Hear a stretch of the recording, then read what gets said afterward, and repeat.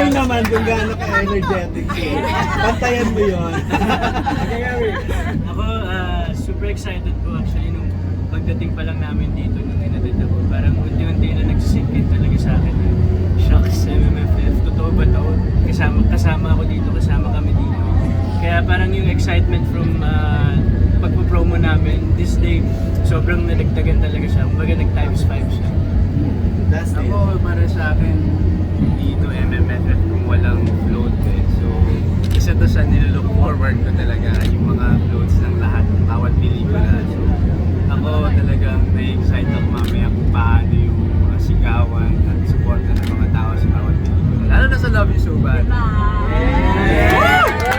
Si Direk naman, si Direk. Ilang float mo na ito, Direk? Pangalawa pa lang. After Second time. rewind. Yeah, after rewind, this is my second pa lang. Pero, syempre yun nga, like what Dustin said, walang float kapag kunwari, walang float walang MMFF pag walang float. Follow up direct. Never pressure to ba kasi yung rewind diba number 1? Oh, syempre parang hindi naman mako-compare yun. These are two different, it's like comparing apples and oranges. So, hindi talaga siya makukumpara.